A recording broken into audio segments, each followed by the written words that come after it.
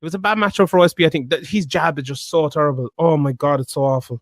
Oh, I can't enjoy OSP fighting anymore, even though he Von Plutrox everyone.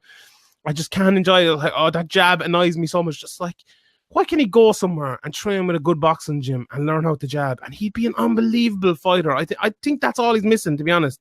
But like, when you think that it's weird awkwardness, and it's just the way he's just so odd the way he fights, and he's kind of off balance. And I think that's kind of what gets him wins though as well, because it's so hard to be prepared for that. You don't know what he's going to do. He doesn't know what he's going to do. It is. You're right. You're definitely right. Yeah, but. Yeah, you're right, but I have no answer to that, to be honest. You've caught me out, but yeah, God, it annoys me so much. It just really does. Back to Latifi. Even his last loss before he came to the UFC was a decision to Emmanuel Newton, and obviously Emmanuel Newton's a really tough legend. guy. Many. Yeah, exactly. Yeah. So like, he's kind of flying under the radar, like a bit. Like, okay, Ryan Bader lost. Like, everybody knows how difficult a style matchup that is, and. He's over in Bellator now, and we were saying last week he's the favorite for the tournament, so he's no joke at all. And Tyson Pedro, obviously, like, he looked great in his last fight, and he looked great in his fight before he fought Latifi, and Latifi just dominated him. Yeah, remember Bader? He nearly knocked out Bader as well. Do you remember that? Yeah. Bader ended up knocking him out with a knee, wasn't it? Yeah. So Latifi. Like, you know, a lot of people come in on these short notices and lose, and then it's kind of an uphill struggle, but he's turned it around brilliantly, and. Neil Seery, that useless fucker, like, he was rubbish. He came in start notice, got destroyed. No good at. So I'm training actually in the gym there today. Is he going to make a comeback for UFC Dublin, I wonder? I wouldn't say so. Get him back in there, Neil Seery. I'm only joking, by the way. Don't know. Someone's going to tweet Neil Seery now. Sean Sheehan was talking shit about you on the podcast. Do actually. He might listen. We might get a bit of publicity out of it. Might get 5 more listens out of it. But yeah.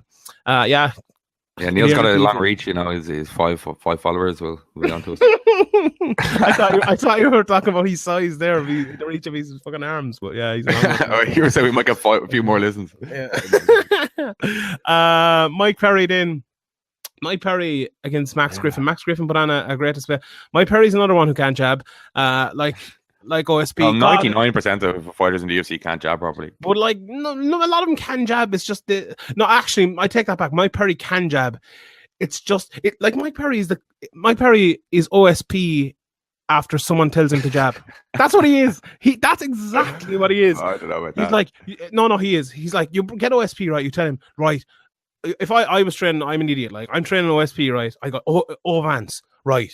You have to start jabbing. And I get this I say nothing but it for a year to Oven Sempru, you need to jab. And then he goes into these fights and says, this bollocks is telling me to jab, so I'm going to throw a few jabs. And he throws these wake old jabs just because someone is telling him to jab.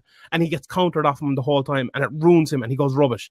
That's exactly what Mike Perry did. Mike Perry is a guy who someone's told him to jab. That I 100% make that out, like that's what's happening. Because every jab he threw, Max Griffin countered it and hit him and hurt him every time. He was throwing so many lazy jabs. Like, why are you throwing a jab, right? You throw a jab for 2 reasons. You either throw a jab to hit someone and hurt them with the jab, or you're throwing a punch, like, or you're throwing a jab to throw your next punch, basically. You're look at McGregor, they call it, what Robin Black called the shite, the kill the cross or whatever. You hit him with the first one, line him up, and bang, the next one comes in and knocks him out, or it hits him hard or whatever. You use it to get your length, you get your distance. That's what you use it for, or you use it to just hit, right?